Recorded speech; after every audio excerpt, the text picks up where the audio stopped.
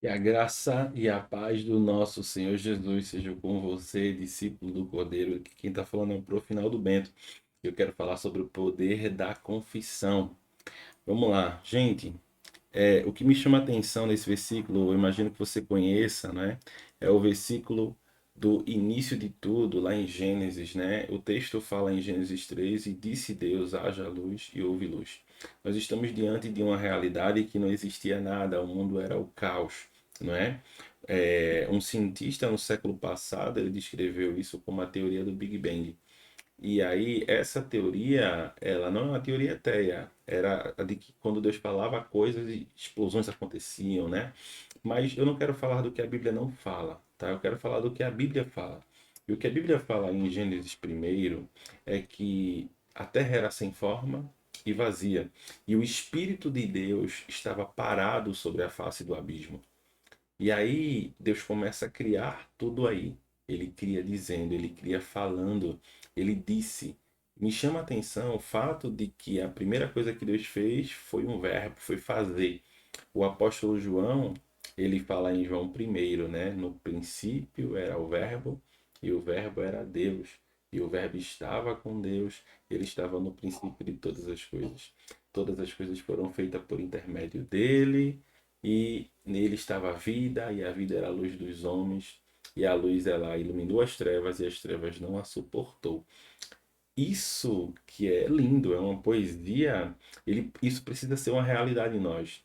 Porque o apóstolo Paulo fala na carta aos Coríntios que nós temos a presença do Espírito Santo. Então o texto em Gênesis afirma que o Espírito Santo estava parado sobre a face do abismo. Você pode ser crente, crente em Deus, ter o Espírito Santo habitando dentro de você e está um caos. A realidade está diferente daquilo que Deus tem para a sua vida. O Espírito estava parado. E quando é que o Espírito de Deus começa a agir? No Gênesis da nossa vida. Porque aqui a gente está falando da criação do universo, mas a gente pode criar realidades para o nosso universo. Então, quando é que o Espírito Santo de Deus começa a agir? Quando a gente começa a falar. E aí, antes da gente começar a entrar em textos bíblicos, em referências bíblicas, porque o que importa é o que a Bíblia diz, não é o que eu digo, é, eu queria explicar essa ideia de confissão, né, esse princípio, primeiro quebrando o que não é confissão. Não é confissão você dizer sem agir, porque a Bíblia fala que a fé sem a obra ela é morta. Nós poderíamos traduzir esse texto como a fé sem a ação correspondente daquilo que foi dito não serve de nada. Então não basta, por exemplo, você dizer, eu tenho um carro, eu quero um carro. Não é isso. Deus não é um Papai Noel. Não confunda a relação que nós devemos ter com o nosso Pai. É claro que Deus ele quer te dar do bom e do melhor. Esse é o desejo do Pai. Paulo fala na carta aos Romanos: a vontade de Deus ela é boa, ela é perfeita e ela é agradável. É claro que Deus quer ver você feliz. A Bíblia fala lá, o escritor aos Hebreus fala: Deus é galardoador daqueles que o buscam. Deus gosta de presentear os filhos, ele ama isso. Mas eu não estou falando disso, eu estou falando sobre o poder que nós temos de agir em cooperação com Deus. Porque Deus ele já habita em nós, ele habita em mim, ele habita em você, mas como vimos no Gênesis, ele pode ficar parado. Tudo pode estar parado. E as coisas para começar a agir, a gente precisa falar, ok? Então como é que a gente fala? Como é que a gente fala a fé? Vamos para a Bíblia. A Bíblia vai dizer que o apóstolo Pedro ele estava no barco e Jesus começou a andar sobre as águas. Eles não sabiam quem era, imaginavam ser um fantasma. E aí Pedro diz: Senhor, se é realmente você, deixa eu andar, deixa eu ir em tua direção. E Jesus diz: Vem. E aí o texto diz que Pedro andou sobre as águas. Pedro não andou sobre as águas, ele andou sobre aquilo que Jesus falou. Ele andou sobre a palavra de Jesus. Foi sobre as águas, mas poderia ser sobre o ar. Ele poderia andar em cima do vento. Se ele estivesse no alto de um monte, ele poderia flutuar. Porque ele não andou sobre uma superfície de alguma coisa, não foi aquilo que segurou ele. Nós sabemos a água não ia segurar o pé de Pedro, o peso dele. Foi a palavra de Jesus. Mas Pedro tinha vivido uma experiência antes com o Senhor. Ele é um pescador experiente, não tinha pescado nada a noite toda, anda com Jesus, empresta o barco para Jesus, e aí Jesus fala, joga a rede, e aí ele diz, diante da tua palavra. E aí, diante da palavra, daquilo que Jesus falou, Pedro tem a melhor pesca da vida dele. Isso significa que sim, Deus quer nos abençoar. Se Pedro era um pescador, Deus queria abençoar Pedro no trabalho dele também. Então Pedro pescou como nunca. Se você é um vendedor, Deus quer que você venda como nunca. Se você é um empresário, Deus quer que a sua empresa cresça. Se você trabalha varrendo um chão, Deus quer que você seja o melhor varrendo o chão. Entenda algo, Deus quer o melhor para você. Porém, muitas vezes está tudo parado.